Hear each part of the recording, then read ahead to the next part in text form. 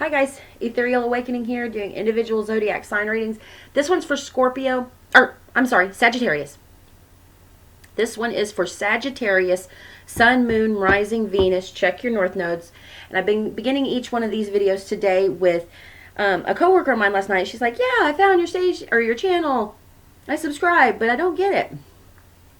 And this is where if you're not understanding something, that is like an exclusionary wall.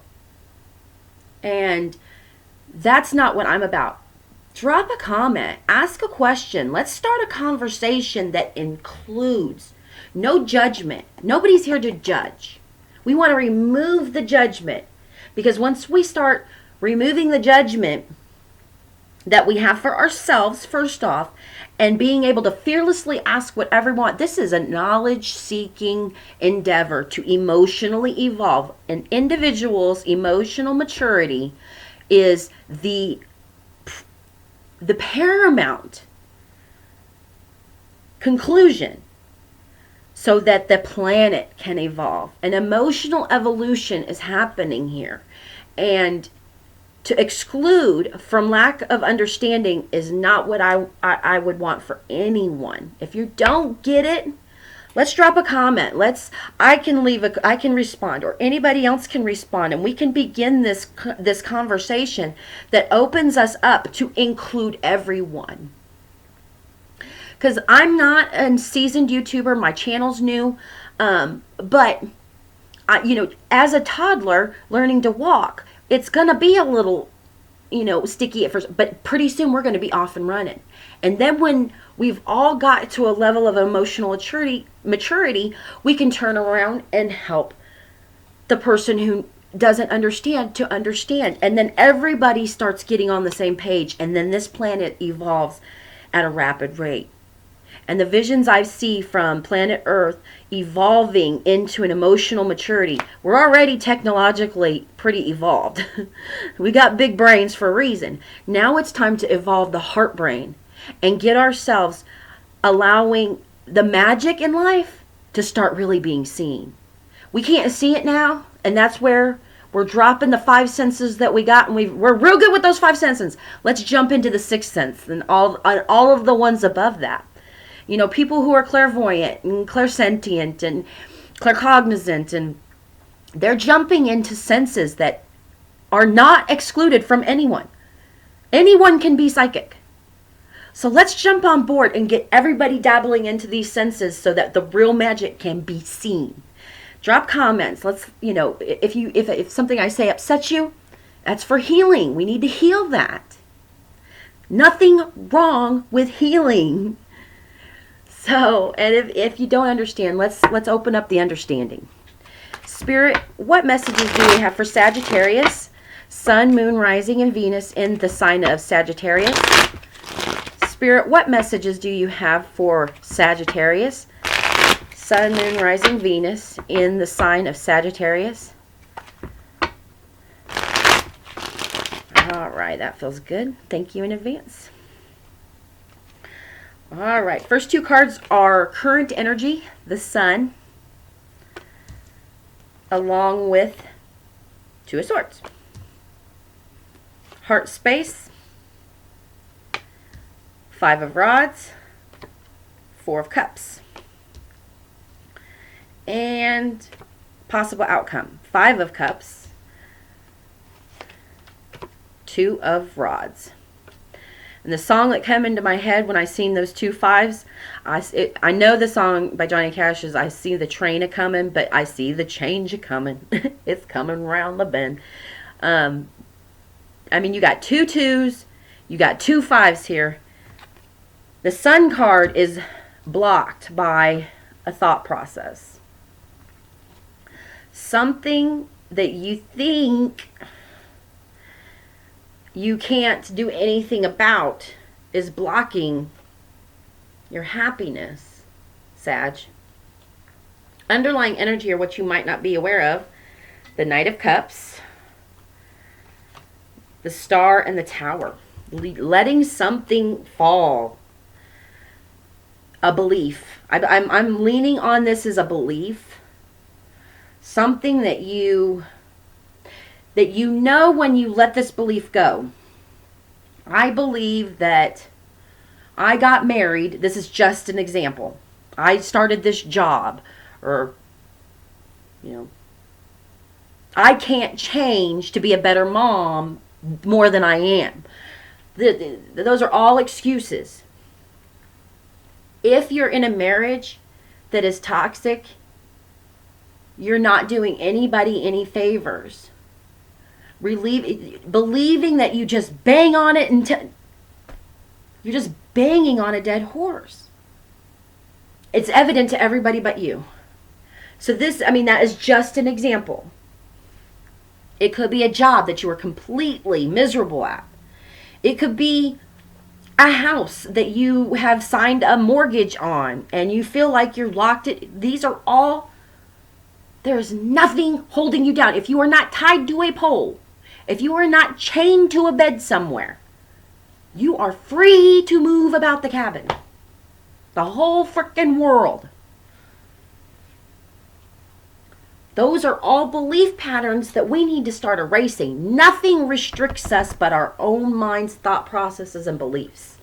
And this is something that once it comes down, you can open up healing, forgiving, learning, hope into the future.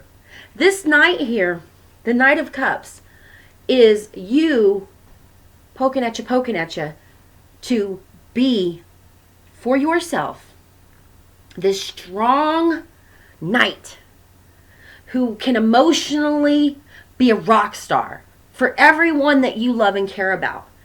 But you've got some major healing and hopes going on here that take some healing and some recognition and some learning in your heart space.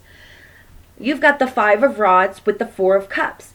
There's a lot of external chatter, external bickering, external fighting. You could be in a marriage that it seems like every day you're just at each other's throats. You could be at a job where you just want to rip your boss's head off and all your coworkers. You could be your kids if you have adult children. If you have small children and you want to rip their heads off, please take a break and don't do that. There are methods of wrangling children that do not involve violence at all. This is when we understand ourselves, when we step back. And that's what this Four of Cups is saying, that there's something where you're zeroing in on, well, he said this, and my boss is always doing that, and the kids are always at my, whatever it is, and it's causing all of this friction. That's what's in your heart space, is this nudging, poking at you, to step back. How do you feel about yourself? Are you this knight who, I'm ready to fight for everything I stand for because I stand on something firm that I'm ready to go to battle for? Or are you like, I got this little Dixie cup, and I'm like, oh no, I know what's right, even though what you're telling yourself in your own brain are probably some of the most morbid and horrible things. Well, I'm not really worth. I've had those thoughts, Sag. I've had the thoughts of not being worthy of love. I'm just going to get abandoned anyway. I'm going to put in all this effort and all this hard work, and it's not going to pan out. I've had those negative inner dialogues that keep us locked in cycles with everyone external us in the same head-to-head battle. Acting like, well, I know what's best for my kids, and I know what's best for the boss, and then you go home at night and you're talking like that to yourself. No, you might not know what's best. If you can't even tell yourself, I'm worth love, I'm worth understanding, compassion, and caring, I'm going to be that person so that other people see the example. However it begins, baby walking, it's not going to look pretty at the beginning because we're all beginning this journey. But keep at it. Keep at the emotional. Every time you catch yourself saying you're not worth something, or it's just going to fail or whatever, stop it. Stop that thought and go, no, it will. Be your own cheerleader. Your possible outcome. The Five of Cups with the Two of Rods. Again, this is that focus, that emotional loss that we're not recognizing if we just turn our thought around. I'm not worth it. Yes, I am. Say it out loud. The most genius people in the world have a bit of insanity in there. And we have to be to navigate in a world where everything is so dual. The dualistic nature, the black and white nature of what we've built in this society is scientifically disproven. Quantum science has disallowed duality. It's not that anybody's wrong, it's just that there's more to the story. So turning around is the more to the story. Seeing the forest through the trees is more to the story. Seeing the bigger picture is more to the story. And you know that this choice needs to be made. You know that you're tired of sitting in the cycle, that the tower needs to come down so that healing can begin. And it all comes from this level of, like, I feel like you're a micromanager, Sag. And until those inner dialogues become, yes, I'm worthy, this will succeed. Just because I've made a mistake doesn't mean that the big picture is not attainable. A mistake is a redirect and a keep going. So I hope this has helped, Sag. The decision is really in your hand. See you next time.